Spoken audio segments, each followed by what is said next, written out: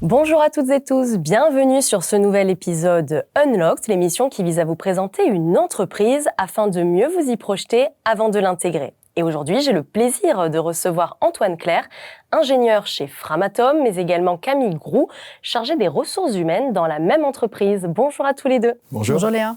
Merci d'être avec nous aujourd'hui pour nous parler de Framatome. Je le rappelle, entreprise internationale spécialisée dans l'énergie nucléaire. Mais je n'en dis pas plus. Camille, je te laisse la parole pour l'incontournable Pitch Me That. Tu as 1 minute pour nous présenter votre entreprise. Merci Léa. Alors Framatome, c'est une entreprise effectivement qui travaille dans le milieu du nucléaire et c'est une vieille maison parce qu'on a plus de 60 ans d'expérience. Et cette expérience, on la met pour concevoir et réaliser des réacteurs nucléaires et plus particulièrement la chaudière nucléaire, donc qui est au cœur du réacteur. On fait aussi de la conception et de la fabrication de composants qui vont venir dans le réacteur et puis de combustibles aussi qui vont alimenter le réacteur pour le faire fonctionner derrière. Il y a une dernière activité pour tout ce bon fonctionnement, c'est tout ce qui est une partie système contrôle-commande, donc beaucoup plus dans la numérisation et ces sujets-là. Chez Framatome, on est aussi, et c'est ce que je voulais passer comme message, on est 15 000 collaborateurs. Donc on est nombreux à y travailler partout dans le monde et je pense qu'on le verra, on en parlera un petit peu aujourd'hui. Donc pour ces 15 000 collaborateurs, on essaye de développer des valeurs fortes. Et parmi une des valeurs fortes de Framatome, il y a la sûreté. La sûreté, c'est ce qui vient en chapeau de toutes nos activités. Et chaque collaborateur a ça un peu dans son ADN au quotidien dans son activité. Et une autre valeur forte que j'aimerais citer ici pour démarrer, c'est la passion. C'est-à-dire que c'est pas commun dans toutes les entreprises de parler de passion, mais je crois que chez Framatome, à tous les niveaux hiérarchiques et au sein de l'entreprise, on découvre cette passion pour exercer son métier, passion pour transmettre son savoir, passion pour faire des projets et innover dans l'entreprise. Alors aujourd'hui, on va s'attarder ensemble sur les opportunités de carrière qu'offre Framatome. Alors on le voit justement à travers vos parcours respectifs. Antoine, tu as connu notamment une évolution verticale. Toi, Camille, davantage horizontale puisque tu es passé du droit à la communication et enfin aux ressources humaines. Mais tout d'abord, Antoine, peux-tu toi commencer par revenir sur les différentes étapes qui justement constituent ta carrière professionnelle chez Framatome? Ouais, merci Léa. Ouais, donc effectivement, moi, ça fait 15 ans que je suis chez Framatome et j'ai eu 5 postes en tout qui ont vraiment, moi, m'ont permis de grandir au niveau de mes capacités tant professionnelles que aussi capacités savoir-être. Je suis arrivé chez Framatome en 2008, dès ma sortie d'école. Et en fait, à ce moment-là, j'étais ingénieur conduite d'essai. Donc mon rôle, c'était d'aller sur les sites nucléaires, les centrales, en France, en Afrique du Sud, et de dérouler des essais, vérifier que le réacteur fonctionne bien, vérifier que les alarmes sortent bien, vérifier qu'il fonctionne comme il doit fonctionner. Donc ça demande beaucoup de formation, parce qu'au départ, il faut bien comprendre comment il doit fonctionner pour ensuite vérifier qu'il fonctionne bien. Donc là, j'ai fait quasiment toutes les centrales de France, et encore une fois en Afrique du Sud, en post-Fukushima, où on avait toute une série de modifications à faire et de vérifier que ça fonctionne bien. Assez vite, j'ai eu une fibre managériale, donc c'est vrai que j'ai voulu un peu chapeauter les chantiers sur lesquels je travaillais, donc je suis devenu chef de chantier. Et ça a été vraiment un rôle, moi, qui m'a marqué parce que, faut animer, faut accueillir les équipes, faire en sorte qu'ils respectent les contrats, qu'ils respectent les règles. On est tout le temps en face du client, on est sur des plannings assez serrés. Donc, il y a beaucoup de challenges, on doit faire preuve beaucoup de disponibilité. Et finalement, je suis parti sur ce fameux réacteur finlandais, le réacteur EPR OL3. Et là, moi, j'ai vécu une expérience technique très, très riche parce que c'est vrai que pendant 1 an et demi, notre rôle, c'était de démarrer ce réacteur. Donc, faire tous les essais qui montent en puissance ce réacteur, montent en pression, température pour dire aux clients finlandais que le réacteur fonctionnait bien. Et j'ai travaillé vraiment avec des gens que j'ai estimés très, très compétents. Je suis revenu au management pur, donc quand je suis revenu à Lyon, et là j'ai pris une équipe qui fait de la maintenance du combustible. Donc ça c'est le SAV d'Arty du combustible, on va réparer le combustible sur les centrales nucléaires pour ensuite que les réacteurs tournent. Et là maintenant depuis 1 an et demi, je suis sur une mission complètement différente, donc ça montre aussi la diversité de postes qu'on peut occuper chez Framatome. Et là du coup j'ai pris un rôle on a racheté une usine, et donc mon rôle c'est d'accueillir cette nouvelle usine au sein de Framatome, vérifier qu'elle atterrit bien chez nous, sur tous les scopes de l'entreprise, que ce soit l'informatique, les RH, les achats, le commercial, la qualité, la sécurité. Vérifier en fait qu'ils atterrissent chez nous et qu'ils fonctionnent de la même manière qu'on fonctionne. Ouais. Alors, ce qui est très intéressant quand tu as débuté ta carrière et après au fil de ton évolution, c'est l'aspect technique, concret et varié de tes missions, contrairement à l'école d'ingénieur, qui est plus théorique, on doit le dire. Absolument. L'école d'ingénieur te donne un socle et une structure de pensée qui te permet derrière de traiter des problèmes dans le milieu professionnel. Et il faut vraiment le voir comme ça, comme un exercice qui derrière, tu pourras transformer l'essai et participer à des projets. Donc moi, effectivement, dans les rôles que j'ai occupés chez Framatome, bien sûr, conduite d'essai, ingénieur conduite d'essai, il y avait beaucoup de techniques, il fallait bien comprendre comment fonctionne le réacteur, avoir une bonne organisation, faire les choses dans les règles, bien suivre les procédures, bien comprendre comment on doit fonctionner. Et après, effectivement, dans les autres rôles, notamment chef de chantier, là, du coup, il fallait ce socle technique pour comprendre ce que les gens faisaient. Donc, avoir la crédibilité nécessaire pour parler aux gens. Mais là, il y avait tout un rôle d'animation qui est hyper intéressant. Accueillir les gens le matin, boire le café avec eux, faire la réunion pour dire voilà ce qu'on va faire aujourd'hui, voilà ce qu'on va faire dans 10 jours. Donc, emmener finalement, onboarder tous les gens avec nous. Donc ça, c'est très intéressant. Et le socle technique sert pour avoir cette crédibilité, cette légitimité.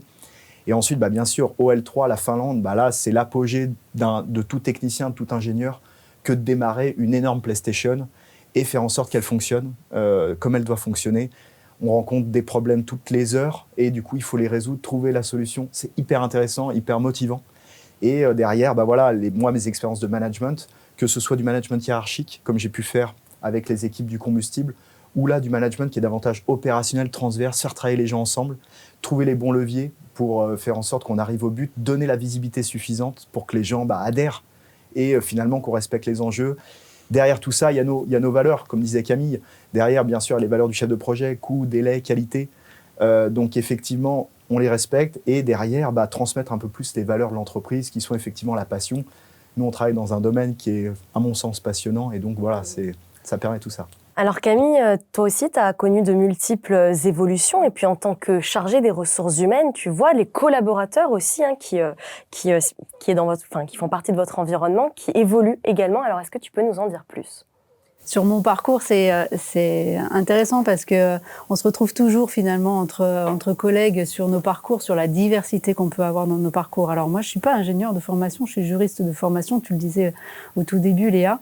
Donc j'ai pas ce même parcours, mais en même temps, il y a une diversité où je me retrouve complètement dans ce qu'a pu dire Antoine entre des fonctions qui vont être à un moment donné plus transverses pour accompagner, pour faire grandir, pour pousser les uns et les autres à se développer, et puis des missions par moments très opérationnelles.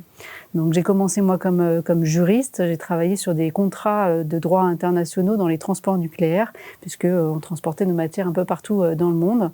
Donc là c'est du très concret et puis de l'élaboration où d'une certaine façon on amène aussi les dimensions de sûreté qui sont fortes à ce moment-là. On a besoin d'être très connecté avec nos équipes opérationnelles aussi pour que ce qu'on met dans un contrat, ce soit au plus juste de ce qu'on fait. Ensuite, je suis passée dans des sphères autour de la communication. Tu le mentionnais aussi, communication et relations extérieures. Là, on est vraiment dans une autre dimension, beaucoup plus transverse. J'ai traîné mes guêtres dans quelques ministères et avec les parties prenantes à l'extérieur de l'entreprise. C'est aussi une expérience riche d'être confronté aussi à l'extérieur. On travaille dans le nucléaire. C'est pas neutre de choisir de travailler dans le nucléaire.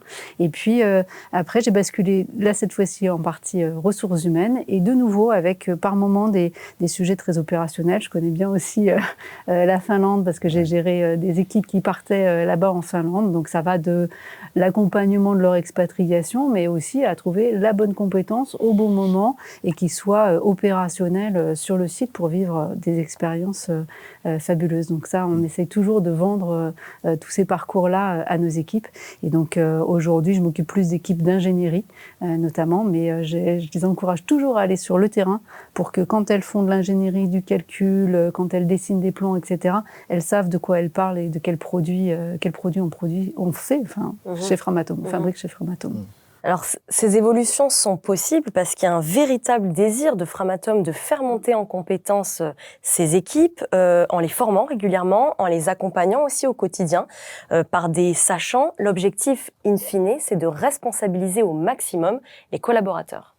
Exactement. On peut avoir des carrières qui sont boostées très rapidement chez Framatome. On rentre jeune ingénieur, comme a pu le connaître Antoine, et puis on est accompagné, parce que chez Framatome, rien ne se fait tout seul. Enfin, une personne toute seule, elle ne fera pas un réacteur nucléaire. Donc c'est vraiment un collectif qui travaille pour faire un réacteur, pour faire des composants qui ont des tailles juste incroyables. Hein. Ça, c'est assez magique à voir. Et voilà, une personne qui rentre chez Framatome, elle va être entourée, elle va être formée avec des formations un peu standards, mais aussi par du compagnonnage. C'est extrêmement important, c'est-à-dire que les plus expérimentés enseignent aux plus jeunes. Et peu importe le niveau hiérarchique, hein, un technicien va enseigner à un jeune ingénieur. Pour vous citer une anecdote, hier j'étais à un pot qui était fait par un stagiaire. Alors la bonne nouvelle, c'est que ce stagiaire, on l'a recruté derrière, donc ça c'est toujours bien. C'était la bonne nouvelle aussi pour lui. Mais il faisait ce petit pot pour remercier son tuteur qui l'avait accompagné pendant 1 an. Il était très content de tout ce qu'il avait appris. Et le tuteur, quand il a pris la parole, il l'a remercié pour ce que lui avait appris aussi. Donc vous voyez, on a vraiment ce passage des connaissances et des savoirs qui se font dans tous les sens et qui sont dans l'ADN en quelque sorte chez Framatome, de chaque collègue chez Framatome. Alors, autre objectif que se fixe Framatome, et pas des moindres, pour le coup, c'est celui de l'aspect environnemental. L'idée, c'est d'avoir des collaborateurs engagés. Alors, est-ce que c'est l'unique sujet? Est-ce qu'il y a d'autres sujets? Et surtout, comment répondre justement à ces attentes? C'est vrai que c'est un des sujets. Bon, toute entreprise souhaite avoir des collaborateurs engagés, mais nous, la chance, entre guillemets, qu'on a, c'est que le cœur de notre métier, c'est une mission qui peut aider à réduire l'impact environnemental, répondre notamment aux enjeux climatiques actuels. Donc on ne prétend pas sauver le monde, mais par contre, le cœur de notre mission, c'est faire du nucléaire, c'est faire des réacteurs. Et le nucléaire, effectivement, va avoir un rôle à jouer, notamment, là on voit effectivement, et je pense que pas mal de gens y sont sensibles de plus en plus, le GIEC nous impose de réduire vraiment nos émissions carbone, notamment viser une neutralité, donc ça veut dire quasiment plus d'émissions carbone d'ici 2050. Le nucléaire a un rôle à jouer là-dedans. Donc ça, effectivement, les rapports du GIEC le confirment. D'autres organisations comme le Shift Project, par exemple, également en parlent. Donc nous, la chance qu'on a, c'est que notre cœur de métier, c'est fabriquer des réacteurs. Donc c'est pas juste une adaptation, trier nos déchets, réduire notre énergie, mais notre cœur de métier, notre ADN, ça va dans le sens, finalement, d'apporter une réponse à ces enjeux climatiques. Alors justement, concrètement, quelles solutions vous apportez et est-ce que les objectifs fixés par le GIEC, justement, seront, selon vous, atteignables? Alors nous, la solution qu'on apporte, comme l'a dit Camille, nous, on produit, on fabrique, on conçoit des réacteurs nucléaires, on les entretient. Donc un réacteur nucléaire n'émet pas de carbone, à la construction un petit peu, mais par contre, dans l'exploitation, on n'émet pas de CO2.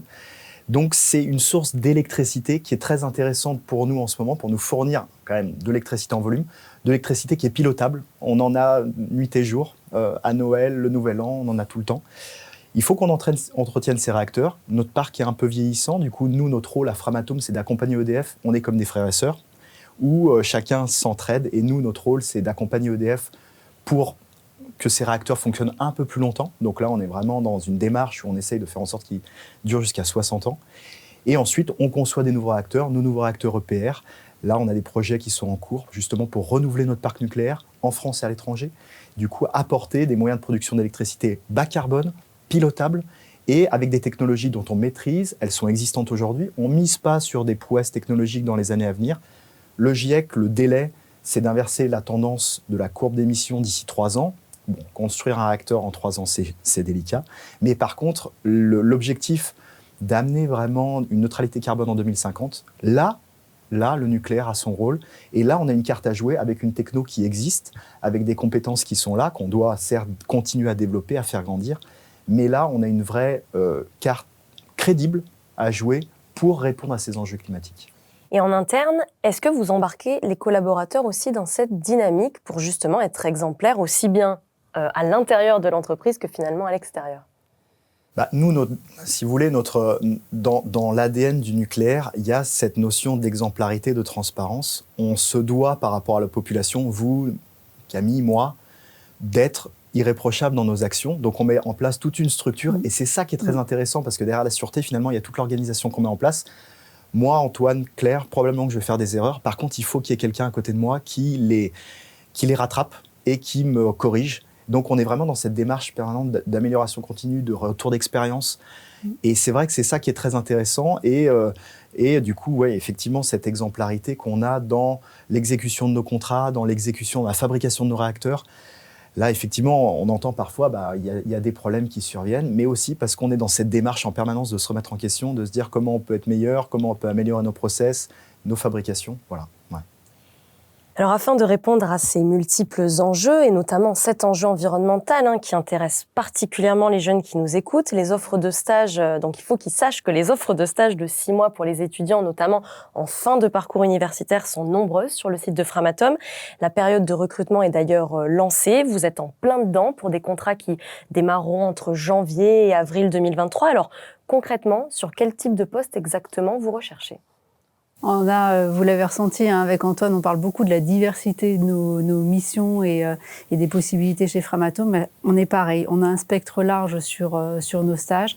Donc si on est intéressé par la mécanique, par la thermo-hydraulique, par la neutronique, par la numérisation, la robotisation, toutes les parties contrôle-commande, la sûreté, évidemment la sûreté dont on a beaucoup parlé, il y a forcément une place chez Framatome, il y a forcément un stage qui vous attend chez Framatome.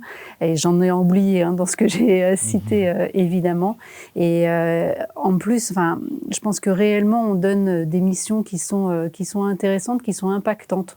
On parlait du changement climatique, on parlait de ces choses-là. Donc certes, le nucléaire contribue à ces éléments-là, mais au quotidien, on a une action, y compris dans un stage, où on va sentir qu'on a un impact pour la société, où on fait avancer les choses. Donc on a une multitude de stages qui s'ouvrent aux jeunes diplômés, enfin pas encore diplômés, mais aux jeunes qui vont bientôt être diplômés.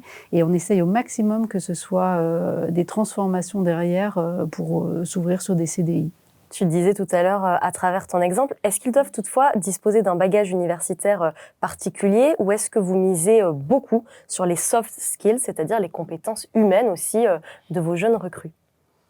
C'est un peu des deux. Oui, on a la compétence et la connaissance quand on postule sur un poste, un stage d'ingénieur en calcul mécanique. C'est sûr qu'il faut avoir une connaissance mécanique. Moi, je vais pas y postuler et tous mes soft skills, en espérant qu'elles soient pas trop mauvaises, suffiront pas. Mais par contre, effectivement, il faut s'ouvrir, il faut être curieux, il faut avoir envie d'apprendre, continuer d'apprendre. Ce qu'on a appris à l'école, c'est une première chose, mais Antoine le démontrait très bien. Là, on le met en application avec des choses très concrètes, complexes, et c'est souvent un retour que les ingénieurs nous font. C'est complexe, mais c'est ce qu'ils aiment. Donc, on est posé sur des problématiques intéressantes. Donc, dans les soft skills, de la curiosité, l'envie d'apprendre, de questionner et de se développer de cette façon-là. C'est vraiment ça le point clé. Et on le disait aussi tout à l'heure, l'envie de bouger, de se déplacer, d'avoir parfois des horaires décalés, de faire face aux aléas quand il y a des soucis dans les réacteurs. Tout ça, c'est à prendre en compte aussi, j'imagine. Ça fait vraiment partie des métiers, en tout cas, qu'on retrouve chez Framatome. Et enfin, à quoi s'attendre lors du processus de recrutement ? Est-ce qu'il y a différentes étapes ? Est-ce que les jeunes qui nous écoutent peuvent s'attendre à une réponse rapide sur un marché parfois tendu ? Alors j'espère, mais là je lance un défi aussi à tous mes collègues RH qui sont au recrutement et qui reçoivent ces jeunes qui postulent. Oui, on a envie d'être réactifs. Nos offres, elles sont faites. En fait, on est prêt là pour la campagne de janvier, pour la campagne qui s'ouvre en ce moment dans les écoles pour que les jeunes trouvent un stage à partir de janvier. Nous, tous nos stages, là, ils sont quasiment tous chez Framatome, mais aussi relayés par Job Teaser. Et c'est vrai que notre objectif, c'est de très rapidement pouvoir identifier ceux qui nous rejoindront à partir de janvier et que eux-mêmes puissent être assurés très rapidement sur le stage qu'ils pourraient faire chez nous.